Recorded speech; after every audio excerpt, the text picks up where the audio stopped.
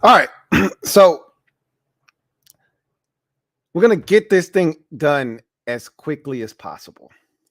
I got a lot to say, so I hope I can say it in the amount of time that I have.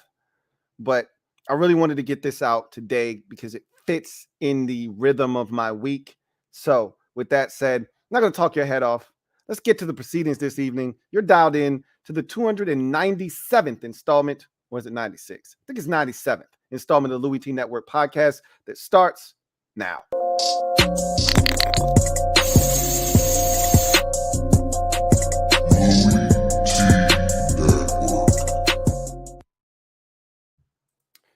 Who else could it be but me, your man, Louie T? Welcome to the 290. It is 97, so I got the wrong number up here. So I'm going to go ahead and get that squared away real quick. Installment of the Louie T Network podcast. I, of course, am your set man, Louie T. Thank you for joining me. All right, that's much better. I like to keep these things nice and tight. Same thing can be said for the news around the National Football League. I like to keep that nice and tight as well. Sometimes I can get caught up elsewhere. You got Major League Baseball playoffs going on. You got boxing on. 2 out of the last 3 weekends. We'll get some more. Lomachenko is fighting on ESPN this weekend. Can't wait to watch that. You got the NBA getting underway last week. My Grizzlies are 3-1, so I'm kind of into that right now as well. So a lot going on. It's easy to have something slide right by you. Okay. Trade deadline is next week, November 1st. Okay. It's starting to heat up. We're seeing little deals done here and there. And if you're not paying attention, just like that, one can slide right under you. I'm going to make sure you don't miss out on anything, though. So today, we're going to jump in here. We're going to get to some of this news. All right. Clean up some of the things that we've missed. I didn't have an entire podcast last week. I apologize for that. The week was hectic last week. And no excuses. I'm not going to make any excuses. I got to find a way to come to you guys and chop it up. So when I'm gone for that long, we got to figure out how to get back on track. And the way that I like to do that is by getting to the news. So this Gem Droppin Session is going to act as a de facto in case you missed it. So with that said, let's go ahead and jump into the Gem Droppin Session today, shall we? I think we shall. Let me drop this gem on your melon. Open your mind, let your conscience be free. You're now rolling with your man, Louie T double E. Open you up. Get you thinking a little bit. So I'm going to jump into all of the happenings around the National Football League. We start with Frank Clark, Frankie baby. Edge rusher for the Kansas City Chiefs had himself a whale of a ball game, sacked Jimmy Garoppolo twice, including a safety as the Kansas City Chiefs destroy the San Francisco 49ers, put up a 40-burger, had himself probably his best game of the season, if we're keeping it a buck with one another. He's going to be suspended for 2 games for I think it was a DUI he had, stemming from last year. That finally got resolved, and now the league is stepping in and slapping him on the wrist with a 2-game suspension. He'll miss week 9 and 10 against the Titans and Jags. They should be able to survive those 2 games without him. But I know the 49ers like, shit, why y'all couldn't figure that out a week sooner? So he didn't play against our ass. But in any event, in case you missed it, Cowboys trade for defensive tackle Jonathan Hankins. I've talked about this already. One of the biggest issues the Cowboys have, as good as they are defensively, as good as they are at forcing turnovers, flying around, one of the hallmarks of a Dan Quinn coached defense, whether he's a head coach or a defensive coordinator, is that they're going to be fast and physical. But normally when you're fast, you're trading girth for speed and athleticism. So you're not as big up front. But you got athletic guys, but you can be moved and new lines of scrimmages can be created. And so the Cowboys have been run on this season. The Lions had a little bit of success this past weekend. I think that was the tipping point for the Cowboys front office when they saw the Lions without their best running back still getting in work. They said, okay, enough of this shit. We saw when the game was in the balance, they had all the momentum against the Eagles, and the Eagles just said, all right, enough of this shit. They turned to the run game, and the Cowboys could do nothing about it as they went down the field and scored what ultimately was the touchdown to put the game out of reach. As a Washington Commanders fan, we had one of our better outings of the season against Dallas on the ground, where each of our running backs in that game, including one of them being Jonathan Williams, had over 40 yards rushing in that game. And so they've had trouble stopping the run, among other things. I think Leonard Fournette in week 1 went over 100 yards in that game. And so they go and they trade for Jonathan Hankins. It's crazy because I was just watching him against the Houston Texans, and the Texans were having a little bit of success running the football. They've got a stud running back. We'll talk about him. I think we've already talked about him, but we'll talk about him again today. And there was one play in particular where he came up the middle and Jonathan Hankins stuffed him. And I'm like, is that Jonathan Hankins' ass? He's still in the league. Felt like he was a lot older than what he was, but yeah, he's still in the league. And so Jonathan Hankins, 2013 second rounder, if you can believe that. Now a Dallas Cowboy, traded from the Raiders. And I think it's like a 5th or a 6th round pick that they'll receive in compensation for him. So Cowboys looking to beef up that run defense. And they got a big dude that definitely can play the run in Jonathan Hankins. So you're seeing the trade market start to heat up. We'll see if any more guys get traded.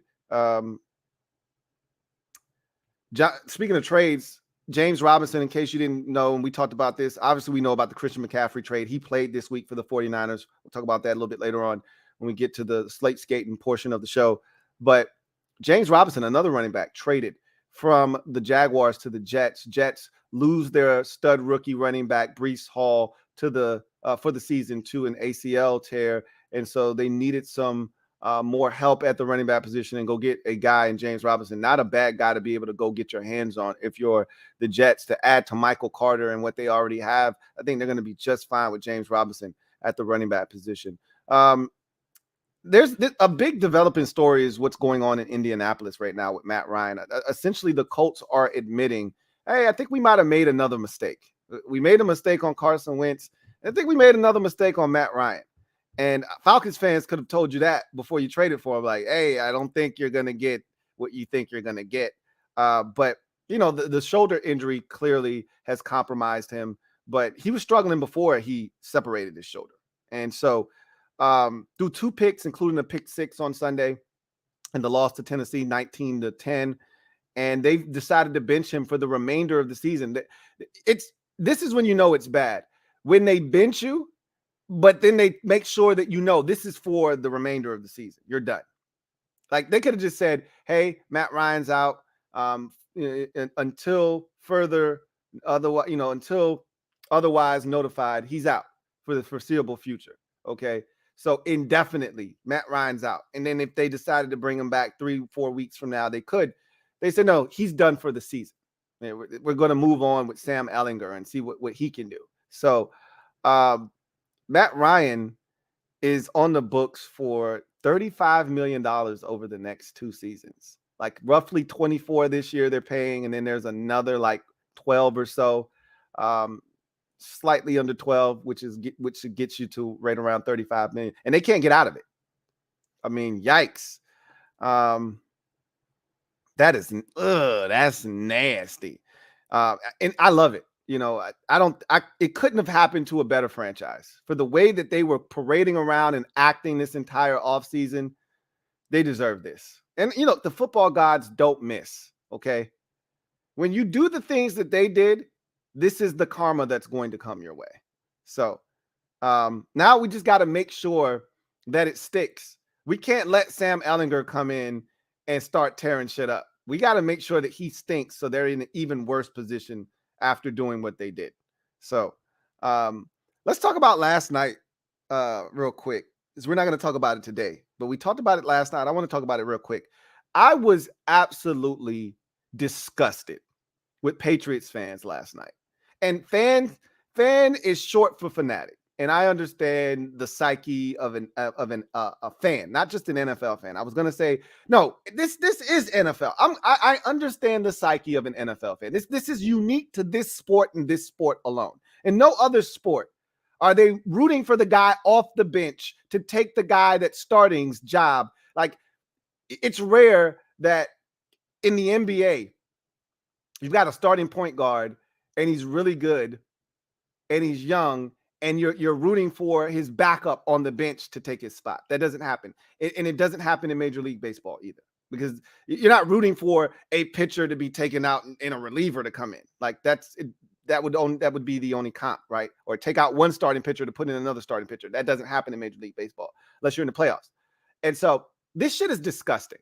What happened last night to Mac Jones? Who? Mac Jones. I'm not a Mac Jones fan. I've already established this, but and not because I there's nothing wrong with his game. He's fine. I didn't love his game coming out of Alabama because he wasn't mobile. He's shown to be more mobile than I was giving him credit for. He doesn't have two left feet. He's not Eli Manning. He can actually move. I just was taken aback by how they got swept up in this Zappy mania. And this man is doing everything in his power to get healthy, to get back on the field, to fight with his teammates, to try to help them win. Guys set all kinds of franchise records for the New England Patriots, including most wins by a rookie starting quarterback in Patriots history, most passing yards, and most passing touchdowns in a rookie campaign. He did all of that, and yet they wanted Bailey Zappi because he won 2 games against the Lions and the Browns. They literally were booing this man and chanting, "We want Zappy." Are you kidding me? The shit was absolutely gross. And I'm glad they got what they got. You wanted Zappy, you got Zappy. And his ass got zapped. Go sit your ass down. And all the dumbass fans that were chanting for the shit. You sit your dumb ass down too. I'm gonna just read you what Jacoby Myers said, and then we'll move on. He said, "It's tough as a man to see. It's tough to see somebody who works so hard get that kind of treatment." I couldn't agree with him more. I'm gonna just leave it at that. Shame on you, Patriots fans. Shame on you. You got what you deserved.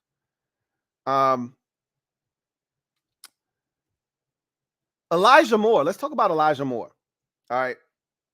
Elijah Moore, Jets' second-year wide receiver, who I loved, who Washington, if you recall, loved, and they wanted in the 2022 NFL draft, or excuse me, 2021 NFL draft, but instead had to settle for De'Ami Brown. They wanted Elijah Moore. I wanted Elijah Moore. He was gone before they could get their hands on him. Robert Saleh told the media, "We're not trading this kid." So for those of you unfamiliar with this story, Elijah Moore was frustrated after the Week 6 win over the Green Bay Packers, in which he was targeted once. And I think it wasn't even a catch, but even if it had been, it would have been negated by a penalty. And he was frustrated and decided, "I want out. This isn't a good destination for me. Free me. Let me go." They did the same thing was said of, Denzel Mims, if you recall, for a former second-round pick of the Jets from 2020, if I'm not mistaken. And the Jets did the same thing to him. We're not doing nothing. You're not going to force us to do nothing we don't want to do. And Mims is still a member of the Jets, and Elijah Moore is still a member of the Jets, and he's not going anywhere. And Robert Saleh says, "We're not trading him." He took a day off, got his mind right, and he came back. And he was not active. He did not travel with the team last week as they went to Denver and won. But I think he'll be back with the team this week. I hope he does well, man. I love Elijah Moore, and I love his game. Their offense is really, really tough to watch right now. And now with Breece Hall getting injured, could be even worse to watch. But we'll see. I'm rooting for Zach Wilson to get better because I got a lot of his rookie cards. I would like to see those increase in value. So I've got a rooting interest there for sure. So we got a little bit of clarity on the Christian McCaffrey situation. So the 49ers paid a high price for Christian McCaffrey because of a bidding war that they got into with the Rams. So I knew something was fishy. I'm like, that's a lot of draft compensation for a guy that doesn't play quarterback. And we know that McCaffrey is super talented, and when he's healthy and right, he's a true difference maker. And we'll talk more about that when we get to the 49ers game this past weekend against the Chiefs. But I want to read you a couple of quotes here. So this is a quote from an executive involved in the trade talks via Peter King of NBC Sports. He says, the price was driven up by the Niners versus the Rams, not by Christian McCaffrey. So it turns out that the Rams offered 3 picks to Carolina, but they couldn't match the 49ers offer that featured a 2024 fourth round pick. And essentially that's what got the deal done. That was the deal breaker for the Panthers. And they said, if you can't match this, and we know the Rams don't give a shit about draft capital, but they just couldn't match what the 49ers could match. And so the 49ers get their man, but it was a steep price to pay. But now you know why the price was so steep. The Rams got in there, and you didn't really want, and somebody had said this when it happened, like the Rams wanted him and the 49ers swooped in and they didn't want to see the Rams get him. And this is more than them just wanting to keep him away from the Rams. This was, hey, we want to make our team better. And yeah, of course, we want to keep him away from the Rams as well. We don't want to face this guy 2 times a year for the next however many years. We'd like him to be on our team, but we'd also like to keep him away for the Rams as well. So, yeah. I want to say something. I'll save that for when we get to Slate Skatin. The Panthers, I said this last week when they traded away Christian McCaffrey. I said, I really hope they don't have a fire sale where any and everything is for sale. I said, if you really truly want to turn around your franchise, you can't be just giving away everything. I said, Brian Burns and DJ Moore and guys like that, Jeremy Chin, like you have to have certain guys that are off limits because there has to be some sort of a foundation, some sort of a building block. You can't just be giving away all your stuff or else you'll really suck. Even if you get that quarterback, he's going to suck because he doesn't have anything around him. Well, they've already said they're not going to trade Brian Burns. They're not going to trade DJ Moore. I was so pleased to hear that. And they should add a few more names to that list. They've got some really good football players on that team. That defense is legit. The Bucs found that out the hard way on Sunday. That defense is legit.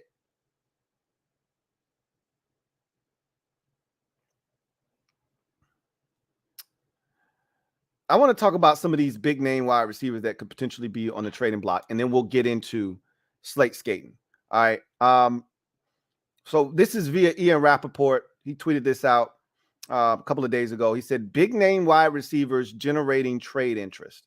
Texans wide receiver Brandon Cooks has been the target of multiple calls. We go through this song and dance every single year with Brandon Cooks. We talk about how this guy is the apple of every team's eye that needs a receiver, i.e. Green Bay. Last year it was Kansas City. He's not getting traded. Unless he gets traded, I'm not going to believe. And they gave him a nice little extension this offseason because they believe he's a part of them trying to turn it around in Houston. Not to say that they shouldn't be listening. If they get a good enough offer, I would move him. It's crazy as I say that, though. Brandon Cooks is the most traded wide receiver in NFL history.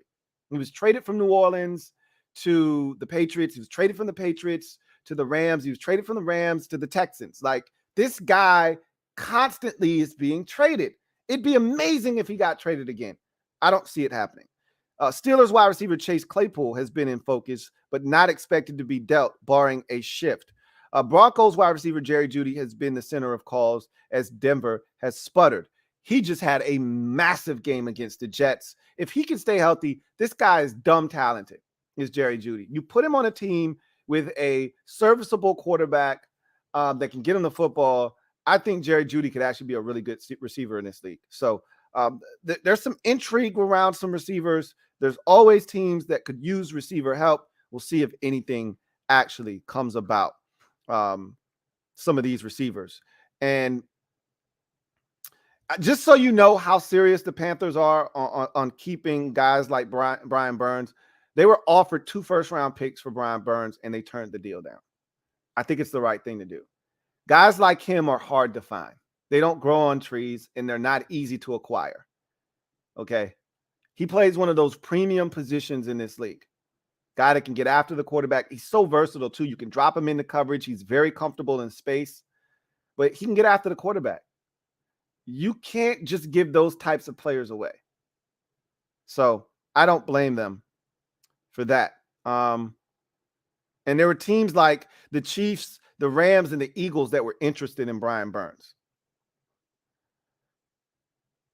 All right. Keep an eye out on Bradley Chubb and KJ Hamler as guys that may be traded as well, especially KJ Hamler. I think he's a guy that's not happy in Denver right now. I think he's very frustrated with his role. We saw his blow up after the loss on, Thursday Night Football against the Colts when he was wide open. I think he would like a change of scenery. I really, truly do think he would like to be out of there. They've got so many receivers. He kind of gets overshadowed and lost in the sauce. I think they would love to find him a new home. And I think he would love to have a new home. He's a guy to keep an eye on because he's another guy that is super talented. But his biggest issue in his career to this point has been opportunities. And some of that is stemmed from him just not simply being healthy. So with that said, let's go ahead and transition to Slate Skatin. Go ahead and get your skates on. Let's go around the league. We'll do this very quickly. Normally, we spend a lot of time on this. I won't spend a lot of time on it today. We'll go through this very quickly. We'll start with my Commanders getting it done over the Green Bay Packers, 23-21. This was a fun game. Packers jumped out to a 14-3 lead after a Devondre Campbell pick six. They had all the momentum. Washington was able to scratch and claw their way back. A very big play in the game was a Heineke near fumble scoop and score that was negated by a penalty, a legal contact. It was the right call. Was it a little bit of a touchy call? Sure, but it was the right call. We've seen that called as a Washington fan. We've seen that called against us multiple times, costing us an opportunity at a turnover. So it's about time one of those went in our favor. He throws a touchdown pass to Antonio Gibson, cuts the deficit to 4 at half. They get the football to start the second half, and they really started to control the clock, dictate tempo and pace, ran the football effectively. Terry McLaurin had a big day, 5 catches, 73 yards, a touchdown, on all of it on Jair Alexander, who was following him with star coverage all day long. They had a nice little battle back and forth, and it was fun to watch. But McLaurin got the last laugh, helped the Commanders get the 23-21 victory. 3 straight losses for the Green Bay Packers after starting the season 3-1. They're struggling. The offense looks anemic. It looks gross and disgusting right now. Aaron Rodgers doesn't have a ton of help. The offensive line isn't great. They're playing musical chairs there. The receiver group is struggling. And then I think they may have lost a wide receiver, Alan Lazard, for a little bit there. He didn't return to the game with an injury.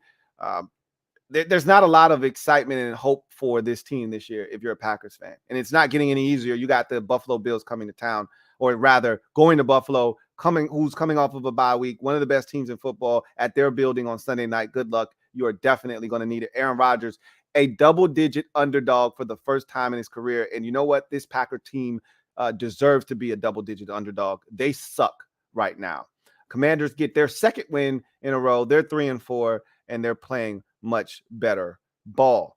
The Cincinnati Bengals trounce the Atlanta Falcons 35-17. Bengals are now 4-3, over the 500 mark for the first time this season. Remember, this is a Bengals team that started the season off 0-2, and there were questions about, this Bengals team and, were they having a Super Bowl hangover, things of that nature. Well, Burrow and that offense has snapped out of whatever funk they were in. Burrow went apeshit on this Falcons team.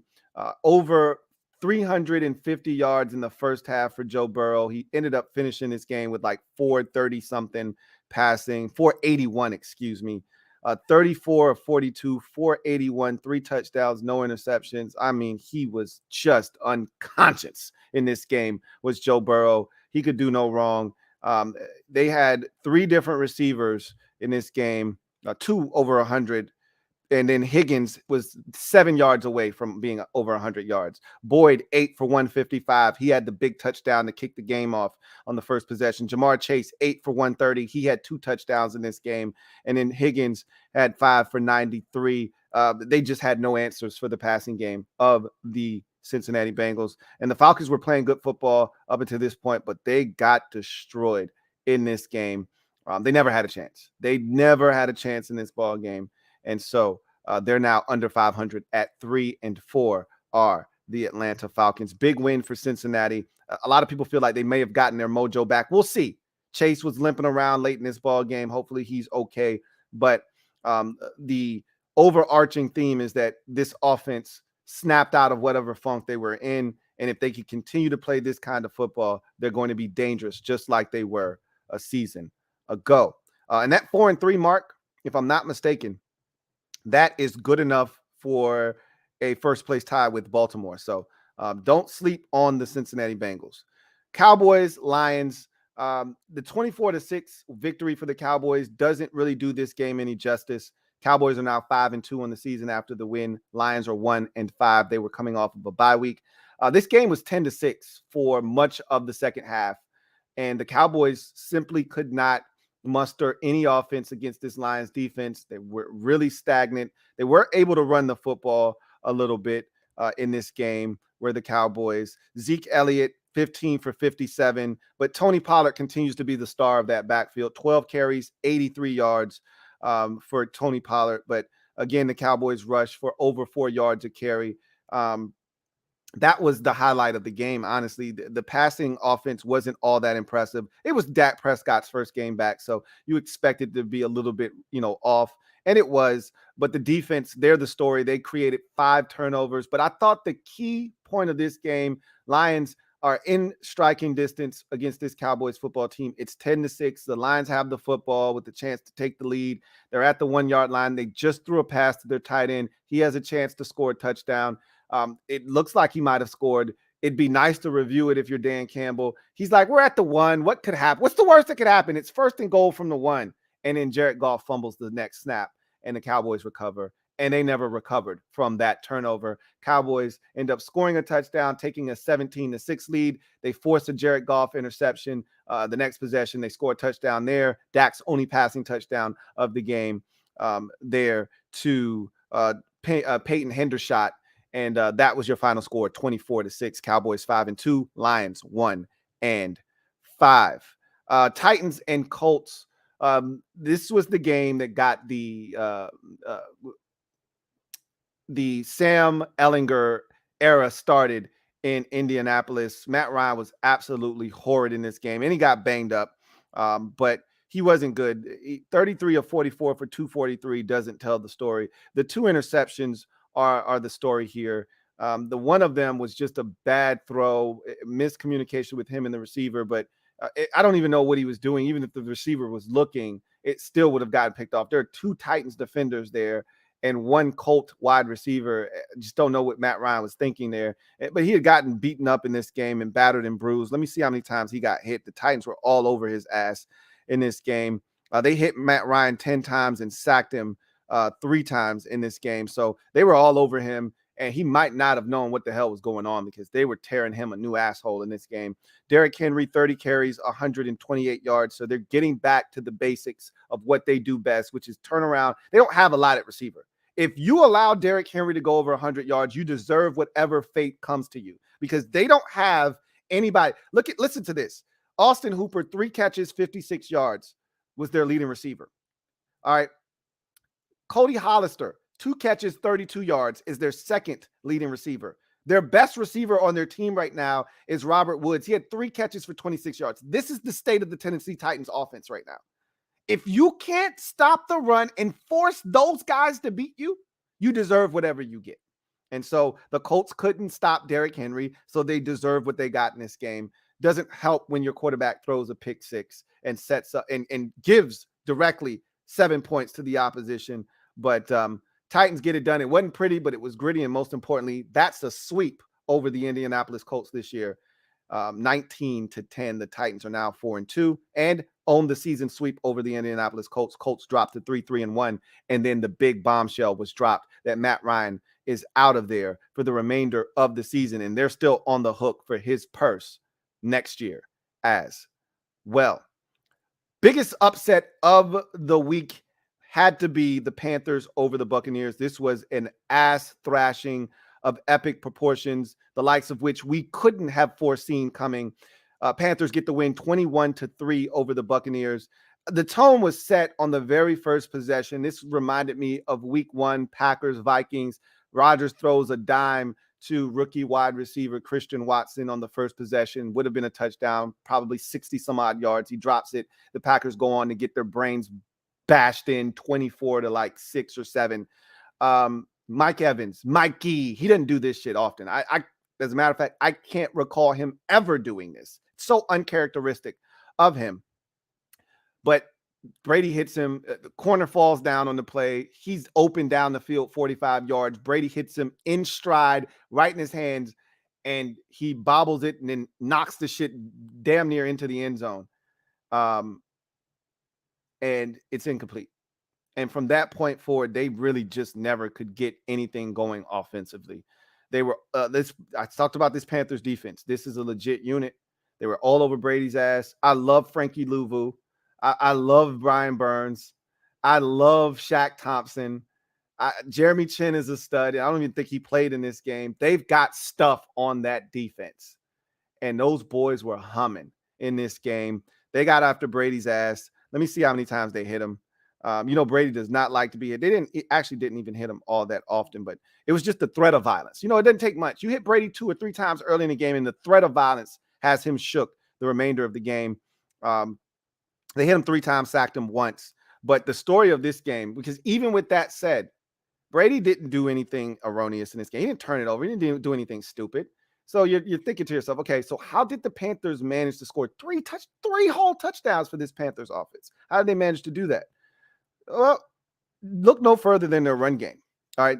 Deontay Foreman, formerly of the Houston Texans, last year of the Tennessee Titans, 15 carries, 118 yards. And I mean, he was busting off some big ones, a 60-yarder in this game. Chuba Hubbard, 9 carries, 63 yards. This is a defense that just 3 weeks ago, I was sitting here bragging about them being the best defense in football, along with Dallas and all of these other teams that seem to have trouble stopping the run.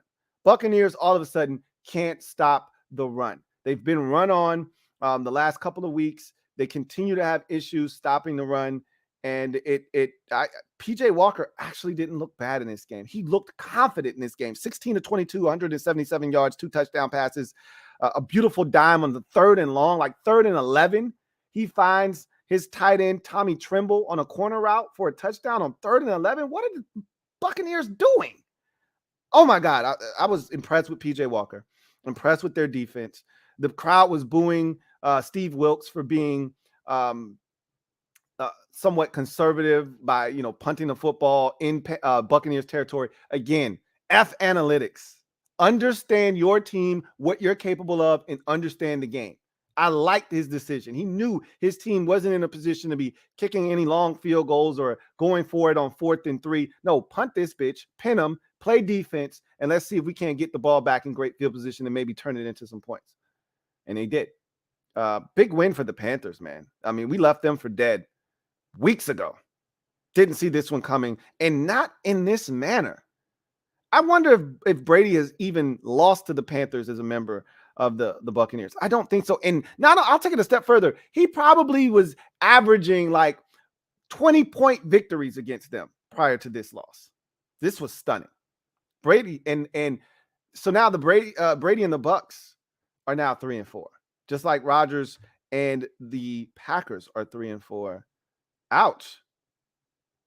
But the beauty of it for that particular division is at 3-4, the Tampa Bay Buccaneers are still in first place, tied with the Atlanta Falcons. So it doesn't really hurt you all that much. But this is the crazy part. Listen to this. The Carolina Panthers are 1 game out of first place after beating Tampa Bay at 2-5. This reminds me of the NFC East in 2020. Somebody's got to win this division, right? Like, I don't expect the Buccaneers to continue to struggle like this. They're too good of a football team. But I don't know. I told you guys when Brady had that time off, I said, this shit can't work. You can't be 1 foot in, 1 foot out. When I found out he signed a contract with Fox when his career was over, I said, this shit can't be good for the Buccaneers this year. You can't be half in, half out. It doesn't work that way. Todd Bowles had to come out and say, we don't give preferential treatment to Tom Brady. He had to do this last week because people were now starting to look at Brady and say, well, shit, he's getting time off. He doesn't practice on Wednesdays. He left camp for like 2 weeks. He try to repair his marriage. Like, what are we doing here? And Todd Bowles like, well, we do this for all our players. I don't know about that. Speaking of the Buccaneers, did you see the Mike Evans referee thing where it looked like the refs at the end of the game? He's running into the tunnel. The refs are there. They call him, hey, Mike. He comes over and it looks like they have him sign something. He pulls something out of his pocket, like for him to sign or something. NFL said they've done an investigation. Yeah, right. And they've cleared the 2 officials of any wrongdoing. They reminded these guys that, hey, even if it is something harmless, we can't have you in this day and age of social media. We can't have you looking suspicious. And they didn't give us any clarification on what those officials were doing, what they wanted with Mike Evans, nothing. They just said, hey, they didn't break any rules and they didn't get an autograph from him. Okay, sure. Whatever you say, guy. Okay, guy. Whatever you say. Giants, Jags. Giants get the win 23-17. This was a thriller, man. It started out slow, but this thing ended with a bang. I mean, and literally a bang at the 1 yard line with the Giants holding wide receiver Marvin Jones Jr. out of the end zone. Giants took a 23-17 lead. There was this crazy play with Saquon Barkley sliding out of bounds. If he stays in bounds, the Jags are roughly going to have the football back with like 29 seconds in the game. But because they had no timeouts. So the clock was going to run. Giants were going to call a timeout, punt the football, and then they were going to have to go the length of the field in 29 seconds. Instead, he slid out of bounds. His foot slid out of bounds. It was close. You could argue his shin or something hit the ground, but he slid out of bounds. I thought it was the right call. It stopped the clock with like a minute and like 12 seconds left instead. And so they kick the ball to the Jags, and Trevor Lawrence systematically gets them within striking distance. And on the final play of the game, he throws it past to Marvin Jones, who catches it at the 1. But the Giants stop him in his tracks, push him backwards, and preserve the victory 23-17. There was a key moment in this game, too, actually. A fumble at 14-6. The Jags are dominating this game, and Travis Etienne fumbles the football. And he's at the 2 yard line going in for a touchdown, and he fumbles. The ball gets poked out from behind. Great play by the Giants. And it seems like every week they make one of these types of plays that saves the day for them. If he scores that touchdown, they go up 21-6. They're going to beat the Giants in this game. Then the head coach, Doug Peterson, this is right within his wheelhouse, because this is what he does. Had an opportunity to kick a field goal up 17-13. First possession of the second half. Understand your opponent, understand your team, understand what this field goal could mean in this particular game. Throw the analytics out the window. He decided to go for it on 4th and 1. The Giants get the stop. They never really truly recovered from that. Giants go down, score a touchdown later on in the game, take the lead 20-17, add a field goal later on, make it 23-17. If that game is 20-13 and the Giants score and tie it up, maybe they go for 2 like they did against the Titans. I don't think they would have. I think they would have settled for the tie at 20-20. And it's a different ball game. You've got a shot. I thought the Jags, hurt themselves by going for it there. But another big victory. And I saw this crazy stat for the Giants. The Giants, before this season, when trailing in the 4th quarter, the last, I think it might have been historically. Trailing in the 4th quarter, they were like 3-65. So I don't think that's historically. It's got to be like in the last, 2 decades or something. They're 3-65 or whatever. This season, when trailing in the 4th quarter, they're 4-1. I mean, if that's not resiliency, I don't know what is. Like, It's never pretty with them, but it's always gritty. And most importantly, it's usually a dub. They never go away. And they seem to always make the play or two that is necessary to get them to win. That's what the good teams in this league do. They're trending in that direction. People still don't want to give them credit because of how they win. They're 6-1, guys. They're not going away. I don't know if they can keep up this pace. They may lose some games that they've been winning, these close games. They may ultimately lose 2 or 3 of these moving forward, but they're not going to fall off a cliff. This is a well-coached football team, and as long as they stay relatively healthy at the key positions, quarterback and running back, they've done it with a revolving door at wide receiver. They've done it with limited resources at tight end, and they've done it with their offensive line not being in the best of shapes at times. As long as they have Daniel Jones, and I know that sounds crazy to say, but as long as they have Daniel Jones and they got Saquon Barkley, they're going to be just fine. And they have the defense that continues to play solid football. They get it done. They're 6-1. And the Jags, remember when they beat, this seems like an eternity ago. Remember when they went to LA and spanked the Chargers? And we were saying, oh shit, this isn't your uncle's Jags. This is more like your dad's Jags, right? Nah, these are your uncle's Jags. Like, they still suck. They still find ways to be the Jags. They're 2-5 now, are the Jaguars. Ravens hosting the Browns. At one point, I thought the Browns were going to fight. Then there was another section of this game where I thought the Ravens were going to stomp a mud hole in them. And then ultimately the Browns said, no, we're going to fight. 23-20 is the outcome here. Ravens get the win. They don't make anything easy on themselves in Baltimore, man. They do some of the craziest shit, and they find themselves in some of the most exhilarating finishes that they're not supposed to be in.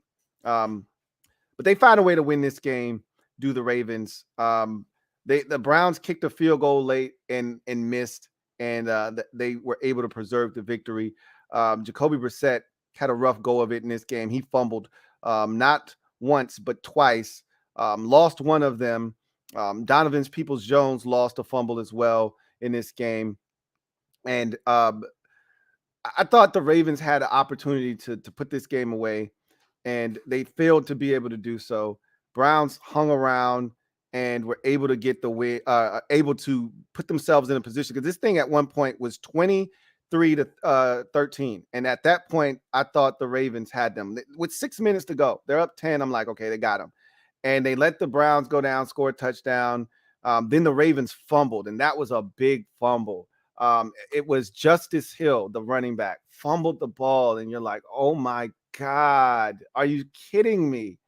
And then the Browns got the football, missed the field goal that would have tied the game up. And for as good as that young kicker, Cade York, has been at times, he's missed some big kicks this year. Missed the kick that would have tied up the game against the Chargers, or no, beat the Chargers. I think that game was 30-28. Missed that field goal, missed this field goal, and then the Ravens hold on 23-20. They're 4-3, but man, this is the sketchiest 4-3 I've ever seen. And you could argue they could be 5-1, right, or 6-1, because they should have beaten Miami, lost that game. They should have beaten Buffalo, lost that game. But even the wins that they have, you're like, man, you're living on the edge. Should have beat the Giants. Like, they could easily be undefeated right now. When I think about it, all 3 of their losses, they were up big in those games and blew the lead. But even the wins, like the win against Cincinnati, this win against Cleveland, their wins haven't been overly convincing either. And they've done stupid things in those games that could have cost them. I don't know about this Ravens team. I'm uneasy about them, but they're 4-3. And as I mentioned earlier, they're tied atop the AFC North with the Cincinnati Bengals. Jets, Broncos. This was exactly what you thought it was going to be. A tough watch. 16-9 is the final. I really don't have a lot to say about this game in particular. I'll just say this. The Jets defensively are what we thought they could be with their head coach, Robert Saleh. This guy knows how to coach defense. He's gotten the pieces that he needs now. Quan Alexander is playing exceptional football. And I think to myself, he was out there in free agency for a very long time. Washington needed some help. They could have gone and gotten him. Now, Washington only puts 2 linebackers on the field. He wouldn't have had, consistent role, but I just love what he's doing for them. CJ Mosley is back. There was one point where I was really starting to question whether CJ Mosley was in the future plans of the Jets. He's playing exceptional football, but the guy that really has turned this defense around is Sauce Gardner. And I'll just say this. He's really good, okay? Better than I thought he was going to be. But they are treating this man like he is a bona fide superstar for 5 years in the league already. This man is getting no calls where he's I mean, if you watch the game-saving PBU he had on wide receiver Cortland Sutton, this man is molesting Cortland Sutton. I've seen guys spend 4 months in jail for what he did to Cortland Sutton on that play. I've seen guys spend 4 months in county jail for that. And he gets away with it. And the official is standing right there. I mean, he's pulling the nameplate. He's pulling the logo in the front. I mean, he's got all kinds of green, or excuse me, orange cloth in his hand. And nothing. And I've seen him do this multiple times. Now, I've also seen him make some really good plays on guys where he's not, touching them or molesting them. But this kid is getting away with murder already, but he's good. Man, this Sauce Gardner good. He is definitely worth the price of admission, and they got themselves one there in Sauce Gardner. And boy, Brett Rippon, he fought his ass off, but boy, he was funky in this game. Missed a lot of throws, made some throws, but missed a lot of throws. It was the typical Broncos experience. 9 points, missed opportunities, poor coaching. Jets find a way to get it done, 16-9. And unlike the other teams that I complained about not knowing the situation, i.e. Doug Peterson, Robert Saleh had an opportunity to go for it on a 4th down. The game was 10-9 at the time. So 4th and 1. He's like, nah, I'm going to kick the field goal, go up 13-9. Thank you very much. And it proved to be the right decision. Like, know your opponent, know your team, know thyself, know that what point of the game you're in and what this field goal could mean moving forward. Take the points. Analytics said he should have gone for it at 10-9. He said, nah, I'm going to kick this field goal and go up 13-9. Smart move. Zach Wilson has to play better. He was not good in this game, and he's just a passenger right now. Breece Hall ultimately tears his ACL. He had a huge touchdown run, 4 carries, 72 yards before he exited this game. That sucks because he was playing exceptional football.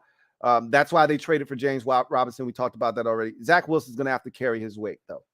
This run game has been phenomenal, but he's going to have to be better. And they didn't have any of their receivers. No Elijah Moore. I talked about him being left at home. There was no Corey Davis in this game. All they had was the rookie Wilson. They got to do a better job of getting him involved. And they got all these tight ends. They got to be better offensively. This is not good enough. But Jerry Jeudy, 7 for 96. It was a really good game for him.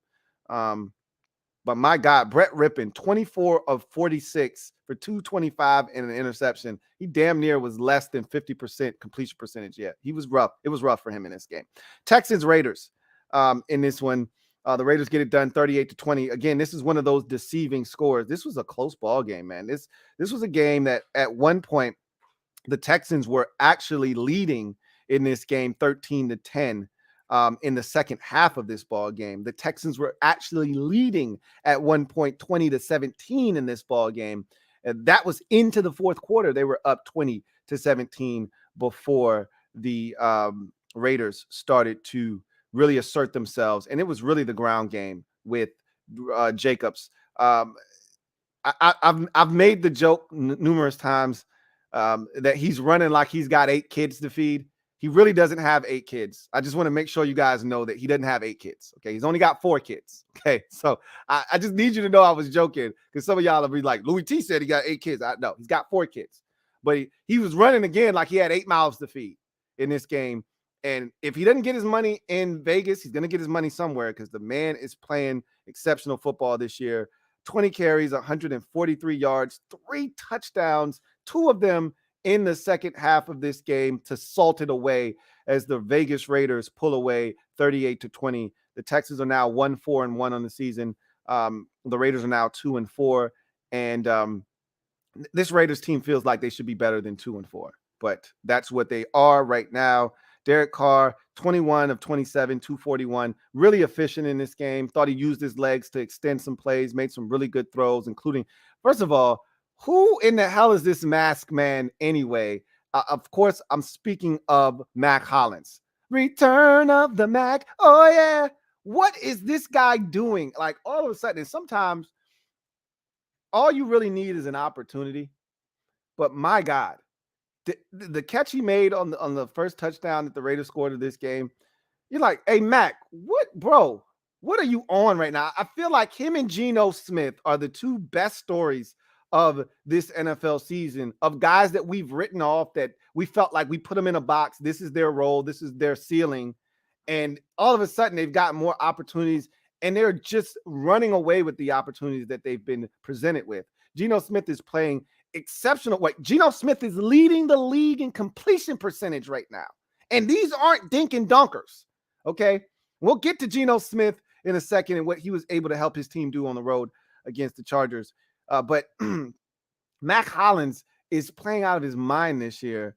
And it seems like, and I bet you he's leading this Raiders team in touchdown receptions. I've just been so impressed with what he's brought to the table for the Raiders. But it seems like the Raiders are starting to hit their stride. I still worry about their defense, but I feel like they're starting to hit their stride offensively. I'm going to be interested to see what they do moving forward, and if they can dig themselves out of this 2-4 hole or this 1-4 hole that they dug themselves, because their division isn't as good as we thought it was going to be. The Chargers are now, 4-3, and they've been really skittish. The Chiefs are the class of that division, as it always seems to be. But the Broncos suck. They're right there. And so I'm going to be interested to see if they can turn it around or not. Chargers and Seahawks. I think the Chargers have to be the most disappointing team. They're 4-3 now, but they have to be one of the most disappointing teams in the league. They continuously get their ass beat up at home. And we know that they don't have a true home field advantage. We're aware of this, but still, it doesn't make it any less disappointing. But what happened to them against Jacksonville, and in this game here, they easily could have lost to Denver at home on Monday Night Football last week. The injuries are starting to mount. It's tough to be a Chargers fan. Every year they go through the same shit. As a Commanders fan, I can really sympathize with them, but this is ridiculous. The injuries that they've incurred this season, and they incur every year, is just utterly ridiculous. So they already lost their left tackle. They already are without Joey Bosa for the foreseeable future. Don't know when he's coming back. They haven't had Keenan Allen since week 1. He came back in this game and had all of 2 catches. But he hasn't played, in like 6 weeks or so. Mike Williams was their best receiver with, Keenan Allen out of the lineup. He's now hurt, and they don't know when he's going to be back. It's a bad injury, and they don't know when he's going to be back. J.C. Jackson, who they were so excited to get and pair him with Asante Samuel, thought they could have one of the better corner tandems in the league. He's now done for the season. Remember, he started off rough with an ankle injury that required surgery right at the beginning of the season. He gets the surgery. He comes back like week 2 or 3. And now he's got a foot injury, and he's going to miss the remainder of the season. It's a knee injury, actually. And it happened on a touchdown grab by Marquise Goodwin, who I keep writing off and leaving for dead, his career, that is. And he shows up somewhere else, normally in the NFC West, and starts making plays. He had 2 touchdown grabs in this game. And the second one was over J.C. Jackson as his knee gave out on him. It was tough to watch. He's done for the season. What else could go wrong for this Chargers team? Justin, Herbert is playing with cracked ribs. This team is the walking wounded. And they got their ass lambasted in this game, 37-23. Geno Smith, Geno 20 of 27 for 210, 2 touchdowns. Did have a bad interception in this game where he tried to force it, but continues to throw dimes, continues to lead this offense in a manner that's going to give them a chance to win on a weekly basis. The biggest thing that has been keeping this Seattle Seahawks team from winning games is their defense. It's not very good. They've been better each of the last 2 weeks. I don't know if it's more that the opponents that they've faced or if they're getting better. But the one thing that's been constant this year is the offense and its explosiveness. Geno Smith in the passing game. They did lose DK Metcalf in this game. I don't think it's a serious injury, but I do think it's going to keep him out for at least the next game or two. That said, the run game has been spectacular this year. It started with Rashad Penny. He's now out for the season, and it's gone to their second-round rookie running back, Kenneth Walker III, and he picked right up where Rashad Penny left off. Penny passed him the baton. He hasn't stopped running yet. 23 carries, 168 yards, and 2 touchdowns, including a 74-yarder that put this one out of reach. The Seahawks are playing out of their gourds, and get this, they sit atop the NFC West all by their lonesome. Who would have guessed 7 weeks into the season, we'd be talking about the Seattle Seahawks leading the NFC West as the only team over 500 in that division. Never would have guessed. You wouldn't have been able to pay me to say that and mean it with a straight face before the season started. But here we are. The game against the Giants in week 8 is one of the biggest matchups of week 8. Let that sink in. Unreal. Seahawks are playing outstanding football. They get it done again. Chargers, I don't know, man. How many more injuries can they suffer and still be a productive football team? We will see. Chiefs and 49ers. This game was close, and then it wasn't close. Chiefs get the win 44-23 over the 49ers. This was a back and forth. Again, the score really doesn't do this game any justice. This was a close ball game. This was like 27-23 at one point in this game. George Kittle, 28-23. George Kittle catches a touchdown pass, and the 49ers are right there within striking distance. And then the Chiefs just went off. Touchdown, safety, another touchdown, put this thing away. Jimmy Garoppolo with just a back-breaking interception that he throws in the end zone that halted a drive when this thing was 14-13. You just can't do that when you're playing a team that's better than you. The Chiefs, I told you that this was going to happen. When the trade was first made, I said, look, they're going to miss Tyreek Hill. There's no replacing Tyreek Hill with one guy. Okay. And his explosiveness and what you have to do to account for him, they won't be able to replicate that. But I said, in subtracting him, it may be addition by subtraction because it's going to free up a ton of money. And I thought they spent it wisely. They went out and they had Juju Smith-Schuster before they, traded Tyreek Hill. So they thought that Juju would be that other receiver that they needed to make that whole thing go. But Juju Smith-Schuster, Marquez Valdez-Scantling, Sky Moore, who still isn't really a big part of this offense quite yet. Mecole Hardman is starting to step up and be the guy that they drafted him to be out of Georgia. You got this Isaiah Pacheco running back out of Rutgers who just bursted onto the scene out of nowhere, and he's becoming a problem. They've got 19 different tight ends. And, of course, Travis Kelce is the ringleader of that group, but they've got all these other guys that can hurt you. They've got this guy named Justin Watson that used to play for the Buccaneers that all of a sudden looks like he's their new white. You're not thinking about him, but he can hurt your ass wide receiver. They just got a lot of stuff. They remind me of the best version of the Chiefs, which is the 2020 version of the Chiefs. Make sure I got that right. The 2019 version, the one that won the Super Bowl against the 49ers. Their offense reminds me of that one where you had Travis Kelce, you had Tyreek Hill, Samuel Watkins, you had the wide receiver from Florida, I always forget his name, that's now playing for the Baltimore Ravens. And then you had Williams, the running back, out of the backfield, along with Kareem Hunt. So it was just so much that they could do in 2019. So Damian Williams easily could have been the MVP of that Super Bowl. They're back to that with Clyde Edwards-Helaire, Isaiah Pacheco, Valdez Scantling, Juju Smith-Schuster, Mecole Hardman, Travis Kelce, Jody Fortson. I mean, the list goes on and on and on. The tight end from Duke, That's a really solid pass catcher. Justin Watson. I mean, they're loaded, man. This is the second time that they've scored 40 plus points this season. They've scored over 30 like 2 or 3 more times, in addition to the 44 today or Sunday on the 49ers, and then the 40 spot that they put up in week 1 against Arizona. This offense, they're starting to hit their stride. I don't remember how much they put up on the Raiders, but it was 30 something. This is a dangerous team.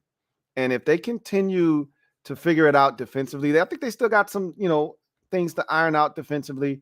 But if they can figure it out, look out. They're going to be right there. I've told Buffalo this. You beat them already. You better finish with a better record, because if you have to go back to Arrowhead when it counts, you may find yourself in the same position that you found yourself in each of the last 2 years. Going home, leaving Arrowhead a loser, and having your season end in Kansas City. Don't let that happen this year. Have a better record than them when the season finishes, or at least have the same record, and you already have the tiebreaker with a head-to-head victory over them. But this Chiefs team, super dangerous. They get it done. 49ers, I need to say this. They're now 3-4 in that jam-packed division, with everyone being 3-4, the Rams being 3-3, and the Seahawks being 4-3. I'll just say this. Christian McCaffrey is going to make a difference. If he's healthy, damn, he looked good in this game. And he was there for just about 6 days. Okay. So he really doesn't know what the hell he's doing yet. Wait till he gets a full grasp of that playbook. The things Kyle Shanahan's going to do with him are going to be amazing. He looked so good in such a short period of time. Again, didn't have a ton of touches, didn't know a lot of the offense. Wait till he gets that thing down pat. If he's healthy, he's going to make a big difference for the 49ers. A massive difference. Still think they gave up too much to get him, but you know why they did what they did. Man, he's going to be a difference maker for them. So that's your slate from Sunday. Let's get to the last segment of the show, and garbage time. And I'm just going to use garbage time to answer all of the super chats that we have. So we'll knock these out one by one. Big Money Sonny, thank you for the super chat. Greatly appreciate you. Thank you for being a member of the MOBB. My guy, Big Money Sonny writes, Kanye officially dropped all over the place like a bad habit. Can we do the same with this coaching staff? What do the next 3 games look like to you? So the next 3 games are at Indy, home for Minnesota, at Philadelphia. I don't see any reason why we can't win all 3 of those games, but one at a time. Okay. I don't want to look too far into the future. Let's see what we can do against the Indianapolis Colts. Let's get back to 500 first before we start talking reckless. Let's take care of that. And then you're going to have a big matchup against, no matter what happens with the Vikings this upcoming week, they're coming off of a bye. No matter what happens, if we win and we get to 500, whether they win or lose, they're still going to be either a 5-2 ball club or a 6-1 club. It's going to be a good Vikings team and a great test against us with a win streak. If we can come into that game winners of 3 straight, should be fun. But again, I don't want to talk about that. I want to talk about Philadelphia on a Monday night. I want to talk about the Indianapolis Colts this Sunday with an opportunity to win. This is a trap game. This feels like a game that we hype ourselves up to win, go there and lay a fat, nasty egg in a dud and lose that ball game. If they want to change the narrative, they need to go to Indy and win. This is the type of game we go there and lose. Have no business losing, like the Denver game, for instance, last year. Game that you feel like you should go there and win. You know, they got Case. I don't know. I don't think it was Case Keenum. I don't know who was at quarterback. I think it was Teddy Bridgewater. At quarterback, you feel like this is a chance for you to go there and win, and you drop the ball and you lose. We'll see what happens. Kanye West dropped from Adidas. He's no longer a billionaire. He was dropped from the billionaires list. Deservedly so. He needs help, but he doesn't want to get it. Doesn't want to take anybody's advice. So what comes to him is all his doing. I just hope that this doesn't end tragically for him, because I don't think he's mentally stable. I don't want him to hurt himself, because once things start going in the wrong direction for him, the people that he thinks are in his corner, the people that he thinks support him, they're going to drop him like a bad habit when he's no longer of use to them.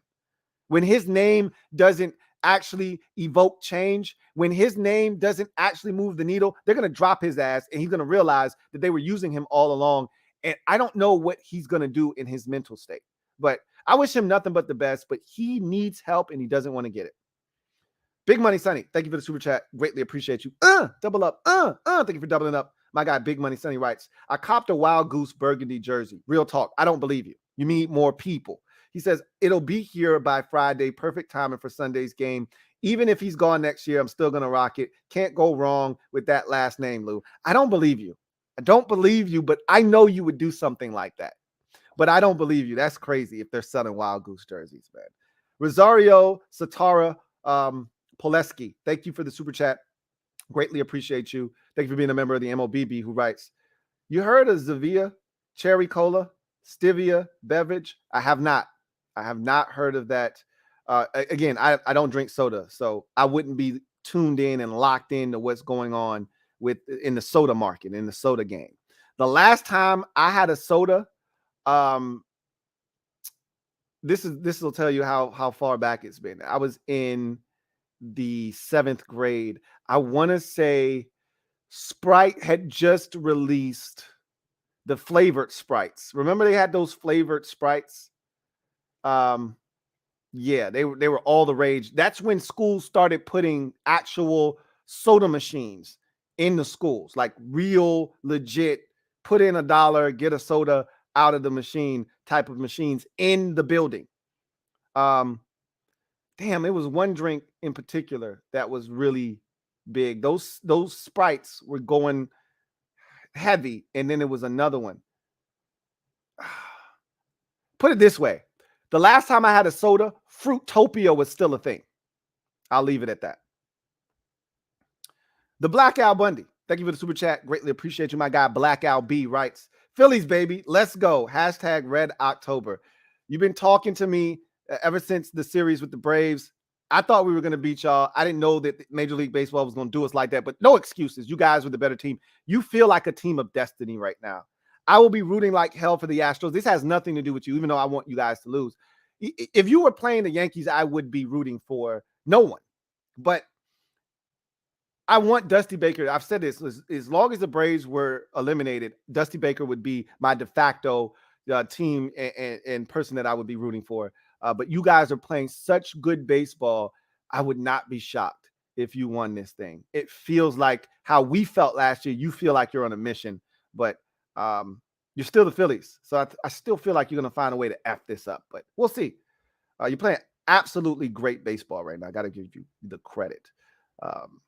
Your team is playing outstanding. Aaron Rodgers, thank you for the super chat. Greatly appreciate you. Thank you for being a member of the MOBB who writes, your commies got lucky that I don't have help. I guess, thank you. I guess you're not wrong, but you were actually ass in the game. And I don't know if that had anything to do with your thumb, but thanks, I guess. Appreciate it. Taylor Heineke, thank you for the super chat. Greatly appreciate you. Who writes, shut up, Aaron. This is my league now. Say my name. So I'm assuming this is the same person going back and forth. Big Buddy Sonny, thank you for the super chat. Greatly appreciate you. Writes, Brady washed, and it's about damn time. You've had enough, Tom. Let others eat. That being said, this wash time is better than what we have. He's not, and that's so far removed from the real narrative in Tampa Bay. There's a lot going on. If you think Tom Brady is the biggest problem in Tampa, you got another thing, coming. I can tell you this much right now. There's a list of issues in Tampa Bay. Tom Brady's performance is way down that list. Now, if you want to talk about his treatment and how they're bending over backwards to accommodate a 45-year-old Tom Brady, that's another story. But if you want to talk about his performance, his actual play, he's still playing at a high enough level. Guys are dropping footballs. Guys aren't getting it done. He's giving them a chance. Now, I've seen him make some throws. There was a throw that should have been picked. He should have been picked off twice by Xavier Woods in that game. And there were some throws where I'm like, Brady, is that you? Or is that Kyle Trask in a Tom Brady 12 jersey? What the hell was that about? But seriously, Brady still can get it done. And so he's not washed. You won't hear that from my mouth. That was Big Money Sonny. That wasn't me. Big Money Sonny, thank you for the super chat. Greatly appreciate you, my guy. Big Money Sonny writes, Niners are 1-30 when trailing by 3 or more in the fourth quarter. Mahomes was digging in that ass on Sunday. Why can't we get blessed like that, Lou? I don't know if that stat is legit or not. I can just tell you this. It was fun to watch Mahomes go to work. He was surgical with that thing, man. I mean, scalpel. All right. Scissors. Let me get that stitching tool over there. Like, he was surgical with that bitch. It was Juju Smith-Schuster. It was Valdez-Scantling. Finally seen him get over the top of the defense and Mahomes hit him. It was Pacheco. It was Clyde Edwards-Helaire. It was Travis Kelce. It was Justin Watson. It was Mecole Hardman. It was Mecole Hardman. It was Mecole Hardman. It was nasty is what it was. That's a good 49ers defense. They had Bosa back. Big Money Sonny, thank you for the super chat. Greatly appreciate you, my guy. Big Money Sonny writes, meanwhile, Cam Curl, number one safety according to PFF. I've said this before, I'll say it again. Our ascension defensively, specifically against the run, but just overall, started in week 3 with Cam Curl. The first 2 weeks, I was not impressed with the defense at all. We lost the game because of the defense in week number 2 to Detroit. Yeah, the offense was absolutely horrid in the first half. But if the defense just gives up no points in the second half, we win that game. We just needed a stop. When we had the momentum, we just needed a stop. Cam Curl comes back in week 3, and every week since, I've said the same thing after the game, even when we've lost. The defense played well enough for us to win. I've said that every game, including the Philadelphia game, including the Dallas game. The defense played well enough for us to win. Now the defense is playing well enough for us to not just win, but they're giving us opportunities to win the game. Like here, no, win. Go win. They weren't doing that in the first 2 weeks without Cam Curl. He makes a massive difference on this defense. Big Money Sonny, thank you for the super chat. Greatly appreciate you. My guy, Big Money Sonny writes, McCain is number 5 according to PFF. Are safeties really that bad in the league where we have 2 of top 5 safeties? Again, believe half of what you see, none of what you hear, even if it's spat by me or your guys at PFF. I've said this, I don't trust PFF. However, Bobby McCain doesn't suck. I've been trying to tell you guys that. I just told you I would prefer Bobby to be depth, the first dude off the bench. But Bobby McCain does not stink. I've been trying to convey that message to you guys for a very long time. Bobby McCain is a good football player, but you can do better at that position. That's all. I like good, but I like better. And you can do better than Bobby McCain, but he's a good football player. Make no mistake about it. And I told you, I love him as a leader. I love the swag and the edge that he brings to the defense. Give me 11 Bobby McCains mentality-wise. But I need him to make more plays. But Bobby does his job adequately. He's where he's supposed to be when he's supposed to be there. The question is he going to make the play? That's always the question with Bobby. Even the play he gave up against Tennessee a couple weeks back, 3 weeks ago now, he was in the right position. He just quit on the play because he didn't think his guy was getting the football. He stopped running, and then his guy took off, and he couldn't catch back up. He was in the right position. The play that I was complaining about against Philadelphia, he was there. It should have been a pick. He ran behind the entire play. He was in the right position. Bobby McCain does not stink. He just needs to make more plays. Big Money Sonny, thank you for the super chat. Greatly appreciate you, my guy. Big Money Sonny writes, Joe Rockhead J still banging that Mike Jones after Sunday's victory. Mike Jones. What's your favorite go-to track after a dub, Lou? What about after a loss? I don't have victory music or, somber loser music. I don't have any of that stuff. I just like R&B. So it's always, I'm at the gym, I'm listening to R&B if I'm listening to music. Like, not all the time, but there's never a bad time for R&B music. That's just we win, and I'm good listening to some R&B, Give me some mint condition. I'm good. We lose, give me that same mint condition. I'm in the same condition no matter what. It's mint. So I don't have a go-to track. If I'm hyped, I can get hyped to some After 6. Okay. I can get hyped. Or wait, after 7, excuse me. I can get hyped to some after 7. So I don't have a go-to track. But I'd love to hear what you guys' are. Andrew Webster, thank you for the super chat. Greatly appreciate you. My guy, Andrew, thank you for being a member of the MOBB writes. I know we aren't in a position to be buying, but it's fun to speculate. If you were a GM and we could afford it, what position/player would you target for a trade? It'd be a corner. Whatever I did, it'd be a corner. And I don't know if there would be any good corners available right now for trade, but I would definitely, that would be the one position that would scare me if I'm a Washington Commanders fan, because you're literally one, I don't even want to say it, but you're one mishap away from SIP being in the game. That should scare you shitless. You're one mishap away from us having to find out if Castro Fields is actually any good. And he was just placed on IR. So we wouldn't be able to see him on the field. Just so you know, they just brought Danny Johnson up from the practice squad to the active roster. That's where we're at cornerback right now. So, yeah, that would be the position that I would look at and say, hey, think we can still get that deal with Rockefeller? I'll be picking up the phone. I'd have to scour the league and see what teams are out of it and what they would be willing to give up. I'd give you a great guy that I would target.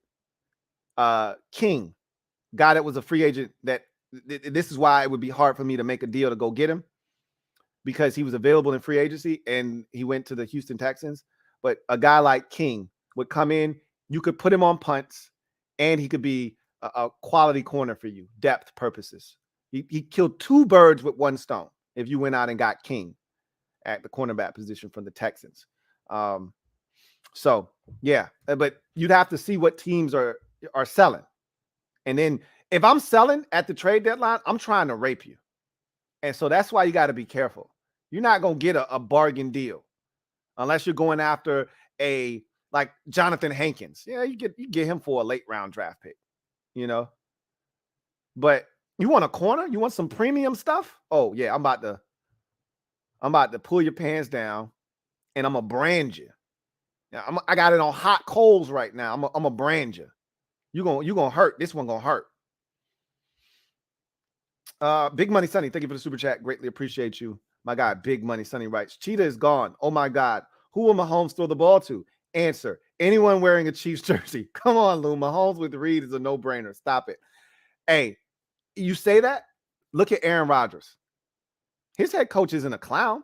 All right, Matt LaFleur isn't a dunce cap. We're not talking about, the Denver Broncos head coach in Green Bay. That man's gone 13-3 and in 14-3 and 12-4. And like, this is the first turmoil and adversity Matt LaFleur has seen as Green Bay Packers head coach. He was on that Sean McVay shit where he hadn't seen under 500 in his career as a Packers coach until now. This is the first time he's seen under 500 this season.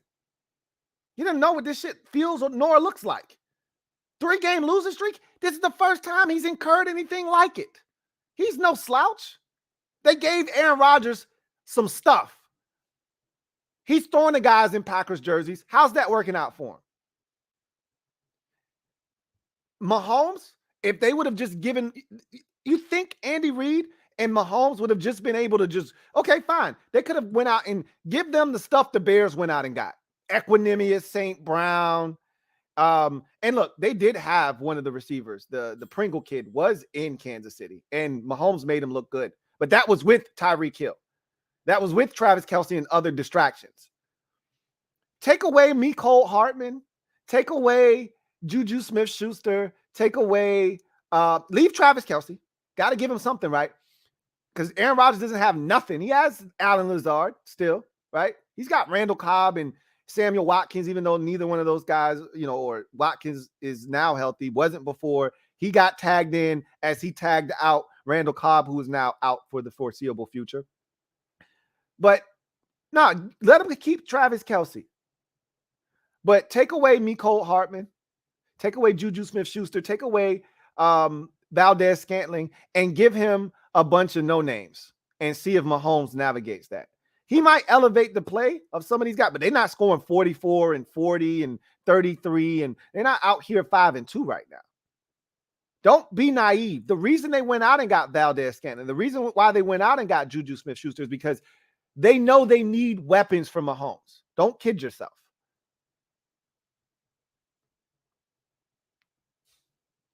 The Phillies Ace 34. Thank you for the super chat. Greatly appreciate you. The Phillies Ace 34 writes, Lou, our Phillies last year Braves, can we finish it? You sure can finish it. I hope you don't finish it, but you definitely can finish it. I'm telling you, it feels like my Braves last year. You feel like a team of destiny right now. I watched that game number 4 against the Padres when they took a 4-0 lead in the first inning, and you came back and got 3, and then you tied it up in the second inning. And then they went and got a Soto home run to make it 6-4. And then you come right back and score 4 runs and take the lead 8-6. And then ultimately score 2 more runs and take the lead and extend the lead to 10-6. And I said, this Phillies team, they will not be denied.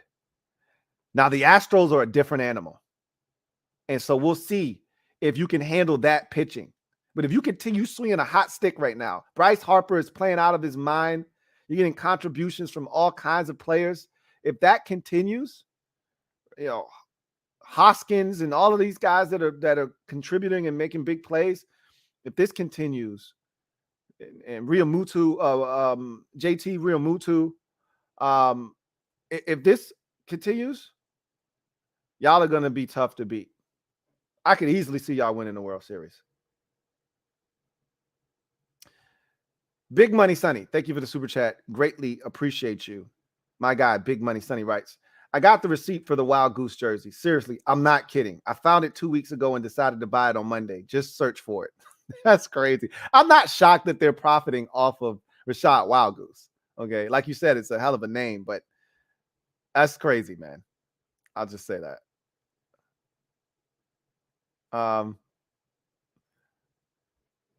Big Money Sonny, thank you for the super chat. Greatly appreciate you, my guy. Big Money Sonny writes, Lou, you hashtag Brandon Cheeks now? Yeah, look, y'all, all of the Cheeks talk that y'all been having, it's permeated my brain, and now subconsciously you got me over here talking about Cheeks. I need to wipe my brain clean, wash my face, get my mind right, and stop letting y'all influence me, okay? Joe Rockhead J, thank you for the super chat. Greatly appreciate you. Thank you for being a member of the MOBB who writes, he says, my victory song is "Cot Damn" the Clips. That's not a bad victory song either. He's out here spreading some falsities about you. He keeps trying to make it seem like back then they didn't want me. Now I'm hot. They all on me. Like you on some Mike Jones shit. He's like, nah. Don't be out here spreading these lies, these slanderous lies. I hear you loud and clear, my man. Like I said, I'm out here. I'm keeping it even keel at all times, man. Just give me some smooth R&B. I'm good to go. Anyway, that's going to do it for me, your man Louie T, here on the 297th installment of the Louie T Network podcast. I look forward to chopping it up with you guys later on in the week. Commanders fans, the CNN episode should be up in the next 5 minutes. Keep your eyes peeled for that. We'll be live tomorrow, putting a bow on the win over the Packers and starting to turn our attention to the Indianapolis Colts, and so much more revolving the team. They get back on the practice field. We'll have some Chase Young news more likely than not tomorrow. So there'll be a lot to chew on. So I look forward to chopping it up with you guys tomorrow. But in any event, enjoy the rest of your evening. I'll come back. We'll kick it tomorrow live if you're a Commanders fan, or if you're not a Commanders fan, but you still want to kick it anyway, you're more than welcome to come. You're invited to. So with that said, I'll probably see you on Friday. We'll recap Thursday night football.